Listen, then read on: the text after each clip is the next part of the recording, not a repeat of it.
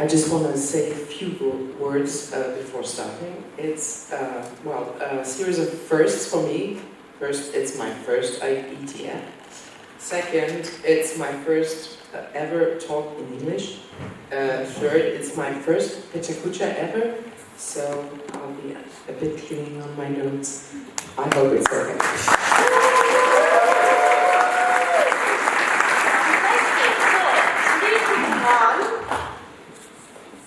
Go. So my name is Barbara. I'm not one of yours, okay? I'm a humanities girl who got fed up with her line of work. But when Peter there talked about hiring me, I was like, okay, this is going to be lacking drama. But I said yes anyway and stepped right into the world of DNSSEC. And oh boy, drama there was. Right underneath the engaging layer of abbreviations, there's a substantial bulk of facts, but dig deeper and you will plunge into an ocean of emotions. Love, anger, pride, hate, hope, heartbreak, shame. Mostly emotions I'm dealt with that. So ingredients to a fantastic story, very much like a subdued opera of some sorts. Also, only that the one story that did actually unfold is one of blatant image loss. So let's jump right into it. Here's a little paw for you. How do you feel about DNSSEC? Never heard of it? How do you feel? Still peddling that dead horse? A thorny protocol from hell? Our best job at DNSSEC security so far. The next big thing. You didn't get the link? Don't worry, it'll be representative anyway. Okay, here we are. Okay, reading time. Yeah, you get the picture. And it's not a pretty one for people involved in DNSSEC stuff. Just one thing that's troubling me, someone really take the next big thing? Have you been around for the last 20 years? I mean, on Earth? But as some of you have never heard of it, what's DNSSEC anyway? Come on, quick and dirty, audience. DNSSEC no, don't speak. Because that's already part of the problem. You fact-driven people always think it's about explanations and detailed at that. Believe me, explanations not what DNSSEC is lacking. No, because what we have at hand is an image problem. Remember the sad? So, of those two, who do you think DNSSEC is? Yeah, that's right. I'm a hotshot security future, and I'm DNSSEC. Yeah, the cool is the other one, huh? I won't go into details, but for those unfamiliar with DNSSEC, let's just say that it's quite a useful security feature for DNS. That's why when DNSSEC was born back in 2005, it was supposed to be a no-brainer.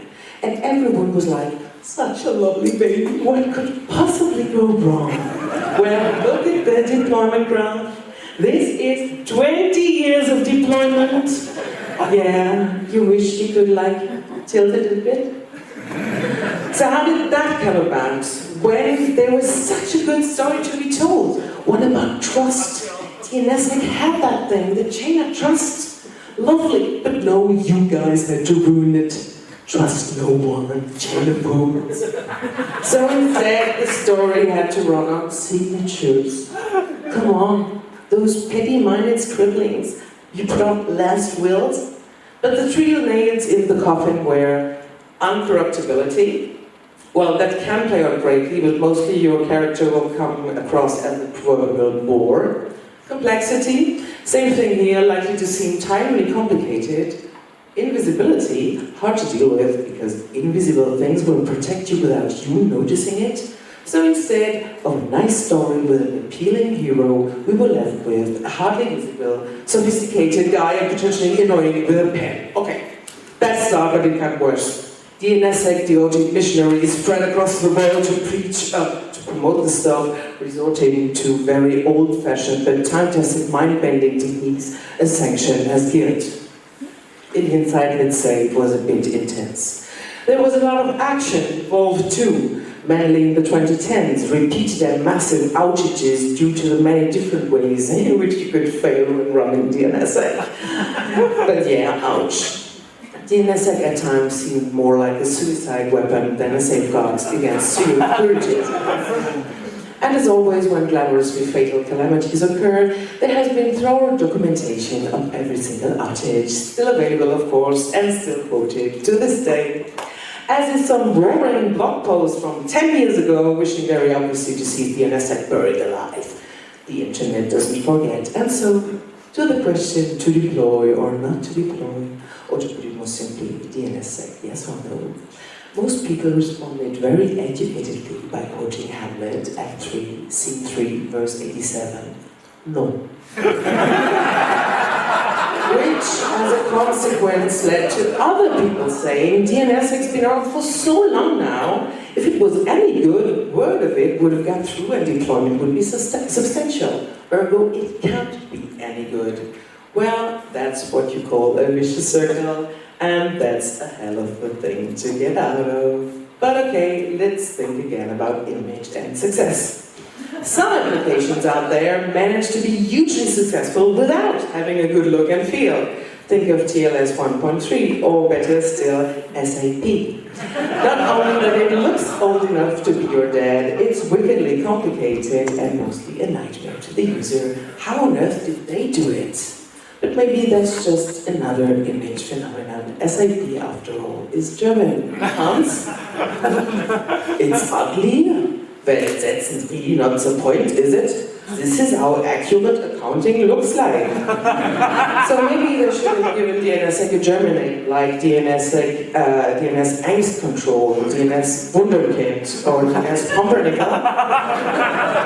Well, they didn't, and here we are. So what's on the menu for DNSSEC people? Self-mortification and endless regret? No! For now, there is a new hope. A new character has entered the stage who is likely to twist the plot from tragedy to comedy, from catastrophe to happy end. Its name, automation! The end of human-induced failures in the process. Promising, huh? So, will automation succeed in remodeling DNSSEC's image? Will DNSSEC eventually prevail? Could it even one day be cool? Can't wait for season 2.